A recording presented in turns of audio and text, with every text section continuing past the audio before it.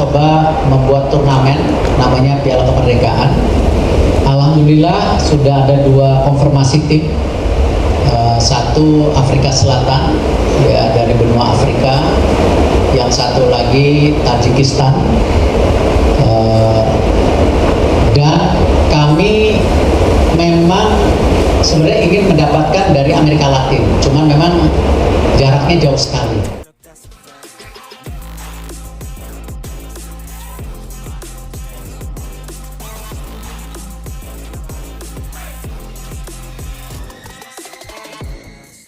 Yang pasti setelah kita datang ya dari Bali kemarin malam, hari ini kita fokus ke pemulihan, sekalian kita membuat apa game plan yang akan kita buat nanti di saat pertandingan pertama lawan Tajikistan, dan saya lihat secara kondisi pemain sangat baik.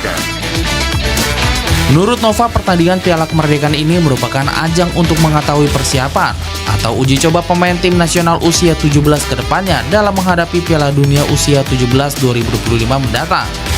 Fasilitas kita adalah saya ingin mencoba semua pemain yang ada di tim saat ini ya, karena sekali lagi ini menjadi persiapan awal kami menuju ke Piala Dunia, sehingga nanti bisa menjadi catatan buat kami apakah kita butuh pemain baru lagi atau kita lihat situasinya. Jadi fokus saya di 3 pertandingan seperti Piala Kemerdekaan ini adalah untuk melihat situasi pemain baru, termasuk beberapa pemain yang akan kita coba nanti untuk kita bawa. Padahal baru TC Perdana, Timnas U17 bikin geger ASEAN, diliput puluhan media internasional. Erick Thohir yakin Piala Kemerdekaan sukses besar.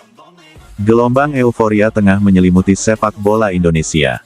Timnas Indonesia U17, yang baru saja menggelar pemusatan latihan TC Perdana menjelang Piala Kemerdekaan 2025, secara mengejutkan langsung menjadi pusat perhatian seantero Asia Tenggara, bahkan dunia.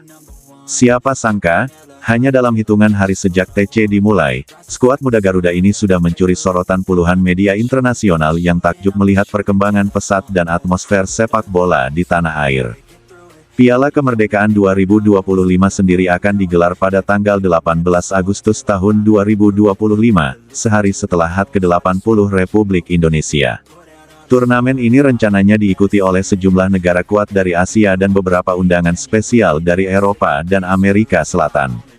PSSI bertekad menjadikan ajang ini bukan sekadar pertandingan sepak bola, melainkan pesta olahraga yang memamerkan kemajuan pesat sepak bola Indonesia kepada dunia. TC Perdana yang berlangsung di salah satu stadion berstandar FIFA di Jakarta itu sudah terasa berbeda. Begitu para pemain muda memasuki lapangan, kamera dan mikrofon dari berbagai media asing langsung mengarah. Tidak tanggung-tanggung, media dari Jepang, Korea Selatan, Inggris, Spanyol, hingga Brasil ikut meliput. Pelatih kepala Timnas U17, yang juga didatangkan dengan reputasi internasional, memuji antusiasme pemain. Meski baru tahap awal, kualitas teknik, kedisiplinan, dan semangat juang mereka membuat staf pelatih optimistis. Anak-anak ini punya masa depan besar. Mereka cepat belajar, punya mental pemenang, dan tidak gentar menghadapi lawan manapun, ungkap sang pelatih dalam konferensi pers singkat yang langsung diikuti jurnalis asing. Kesuksesan awal TC ini tak lepas dari dukungan penuh Ketua Umum PSSI, Erick Thohir, dan pemerintah Indonesia. Fasilitas latihan modern, staf pelatih berkelas dunia, serta jadwal uji coba internasional yang padat membuat persiapan Timnas U17 terasa serius.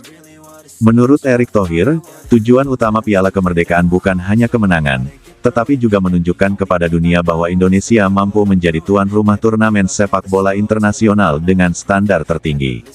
Piala Kemerdekaan ini kita desain untuk menjadi simbol kemajuan sepak bola nasional. Kita ingin memperlihatkan stadion modern, infrastruktur kelas dunia, dan talenta-talenta muda yang akan menjadi bintang masa depan, tegasnya. Hadirnya puluhan media asing di TC Perdana Timnas U17 bukan tanpa alasan.